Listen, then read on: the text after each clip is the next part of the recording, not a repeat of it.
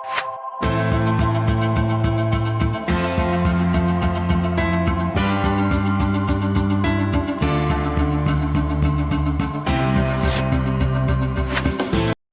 मेरा जन्मदिन है।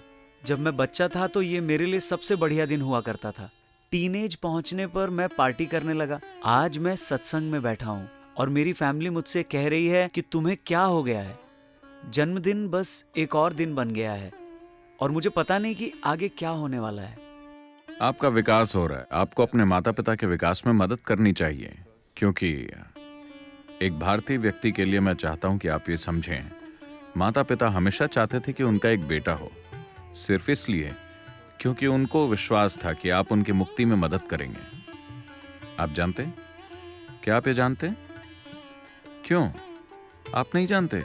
वो लड़का इसलिए चाहते हैं क्योंकि जब आप मरेंगे तो आपकी चिता में आग लगाने के लिए सिर्फ आपका बेटा ही वहां रहेगा, वो ही सारे क्रियाक्रम करेगा। ये बहुत अहम है क्योंकि बेटी शादी करके कहीं और चली जाती है।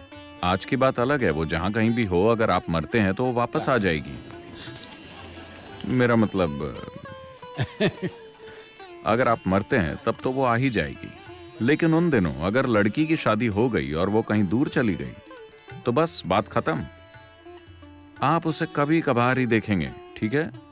वो आपके मरने पर नहीं आएगी क्योंकि आप शरीर को नहीं रख सकते।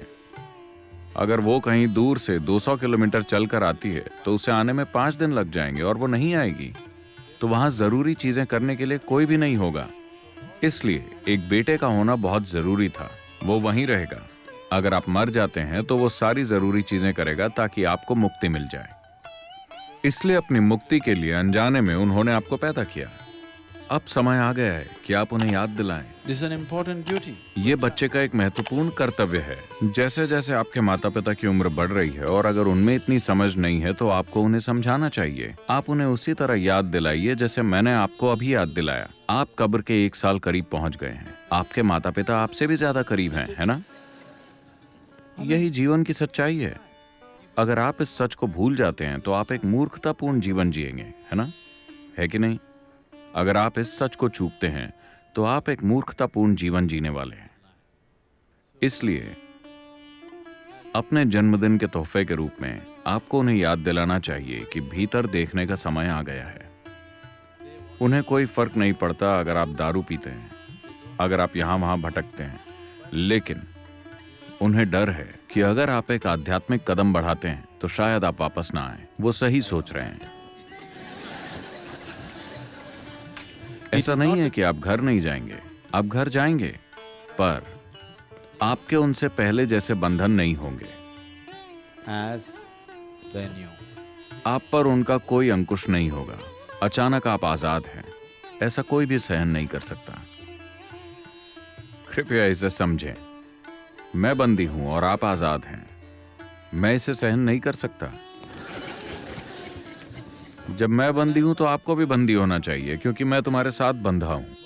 तुम मुझसे क्यों नहीं बंधे हो? यही सारा खेल है। इसीलिए एक बेटा होने के नाते आपका एक सबसे महत्वपूर्ण कर्तव्य है उन्हें याद दिलाना कि उनके जीवन में ये बहुत महत्वपूर्ण है। वो अपनी समझ के मुताबिक आपके लिए सबसे बेहतर कर चुके हैं। समय आ गया है कि वो अपने अंदर देखें। समय आ गया है कि वो कुछ समय और ऊर्जा अपने भीतरी कल्याण पर लगाएं, क्योंकि अगर वो ये एक चीज नहीं करेंगे तो निश्चित रूप से उनकी मौत बहुत दुखदायक होगी। हाँ, अगर आपको शरीर से परे कुछ नहीं मिला तो जब मौत का पल आएगा तब डर से थरथराना तय है और कोई चारा नहीं है, है ना? आप नहीं चाहते कि माता पिता डर के साथ मरें। आप चाहते हैं कि वो गरिमा के साथ मरें, है ना? नहीं? तो आपको अपने भीतर मुड़ना होगा। आपको यह पक्का करना होगा कि वो अपने भीतर की ओर मुड़े।